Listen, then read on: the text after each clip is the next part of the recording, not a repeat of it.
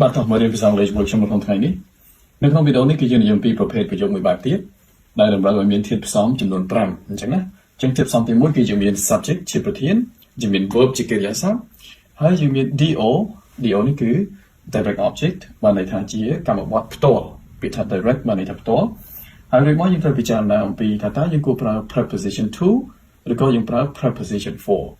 ហើយការពិចារណានោះគឺអាស្រ័យទៅលើកិរិយាសព្ទដែលយើងប្រើកិរិយាសព្ទខ្លះត្រូវការ to កិរិយាសព្ទខ្លះត្រូវការ for ហើយចំណែកប្រភេទកម្មបត្តិចុងក្រោយនេះគឺ indirect object បានន័យថាជាកម្មបត្តិមិនផ្ទាល់បើថាតើកម្មបត្តិផ្ទាល់និងកម្មបត្តិមិនផ្ទាល់គេចង់មានន័យថាម៉េចយើងមើលទៅលើឧទាហរណ៍ទាំងអស់គ្នាណា I drew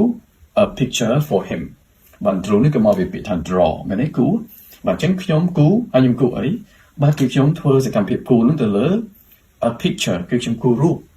ប៉ុន្តែគូរូបឲ្យអ្នកណាអញ្ចឹងណាអញ្ចឹងយើងគូរូបហ្នឹងគឺរូបហ្នឹងគឺជា do គឺជាកម្មបត្តិផ្ទាល់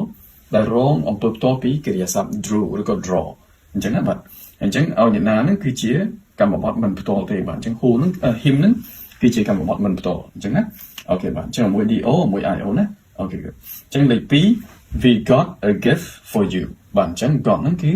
មកពីពាក្យថា get មានណាយើងមានបាទយើងមានកាដូមួយបាទមានអីមានកាដូមួយបាទអញ្ចឹងកាដូហ្នឹងគឺរងអំពើផ្ទាល់ពីកិរិយាសព្ទ get ឬក៏ got តែប៉ុន្តែមានកាដូមួយសម្រាប់អ្នកណាគឺសម្រាប់អ្នកអញ្ចឹងណាអូខេបាទអញ្ចឹងកិរិយាសព្ទ draw ហើយនឹង get ហ្នឹងឬក៏ drew ហើយនឹង got ហ្នឹងគឺត្រូវការ preposition for បាទយើងប្រើ for ណាអូខេបាទអញ្ចឹងឧទាហរណ៍ទី3គឺ he lent his car to me បាទ lent ហ្នឹងគឺយើងប្រើ t ដោយសារវាជា past simple ប៉ុន្តែនៅក្នុង present simple យើងប្រើ d មែនទេ he lends មាន s ណា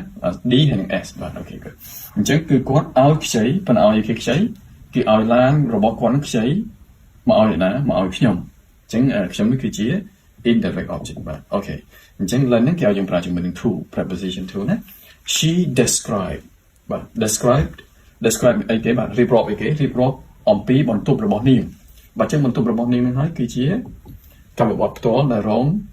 អំពើផ្ទាល់ពីកិរិយាសព្ទ describe ប៉ុន្តែ describe ហើយរួម to us បាទ us ហ្នឹងក៏ជាកម្មបត្តិដែរប៉ុន្តែកម្មបត្តិមិនផ្ទាល់បាទអញ្ចឹងយើងក៏លេចមើលទៅលើខាងនេះយើងនឹងដឹងថាកិរិយាសព្ទណាត្រូវការ to កិរិយាសព្ទណាត្រូវប្រើជាមួយនឹង preposition for បាទអញ្ចឹង give like to give something to someone like you give a watch to someone send like you send money to someone អញ្ចឹងគេឲ្យយើងប្រើ to ណា tell a story to someone to me to him okay បាទ offer a job to us ឬក៏ to you ឬក៏ to him អញ្ចឹងណាអញ្ចឹងពីអត់ទៅនេះគេឲ្យយើងប្រើ to show write read ហើយនឹង explain គេឲ្យយើងប្រើ to បាទចំណែក for វិញគេឲ្យយើងប្រើឧទាហរណ៍ដូចជា buy something you buy a book for your friend okay make something for someone អញ្ចឹងណាអញ្ចឹង cook save find build choose ហើយនឹង do ហ្នឹង like you do something for someone គេឲ្យយើងប្រើ for អញ្ចឹងណាអូខេបាទអញ្ចឹងបើសិនបើគ្នាយើងមិនច្បាស់ថាតើកិរិយាសព្ទមួយណាប្រើ to ឬក៏កិរិយាសព្ទមួយណាប្រើ for ទេយើងមានបច្ចេកទេសមួយគឺត្រង់ថាយើងអាចត្រឡប់ indirect object ហ្នឹងហើយនឹង direct object ហ្នឹងបដូរទីតាំងគ្នាបាទអញ្ចឹងយើងសាកមើលហើយយើងអត់ត្រូវការប្រើ preposition ទេឧទាហរណ៍ដូចជាការនេះទី1 I drew a picture for him ឥឡូវយើងដូរ him ទៅខាងមុខហើយយើងដូរ picture មកខាងក្រោយអញ្ចឹងបានន័យថា I drew him a picture ដោយមិនចាំឲ្យផលពី to ឬក៏ for ទេអញ្ចឹងឧទាហរណ៍ទី2យើងត្រឡប់មើលបាទ you ទៅជា give ទៅជា you ហើយយើងលុប for នឹងចេញមែនទេវាទៅជា we got you a gift បាទអញ្ចឹងនៅខាងក្រោមលេខ3 he lent his car to me ឥឡូវយើងត្រឡប់មើលបាទត្រឡប់ me ទៅជា his car ទៅជា me មើលវាទៅជា he lent me his car បាទអញ្ចឹងអត្ថន័យដដែលណាយើងត្រឡប់ហ្នឹងគឺអត្ថន័យដដែលទេបាទអញ្ចឹងគ្នាយើងសាប់ជួយធ្វើអតិ4របស់ខ្ញុំផងបាទអញ្ចឹងកុំភ្លេចជួយ like ហើយនិង share ឲ្យខ្ញុំផងបាទអរគុណ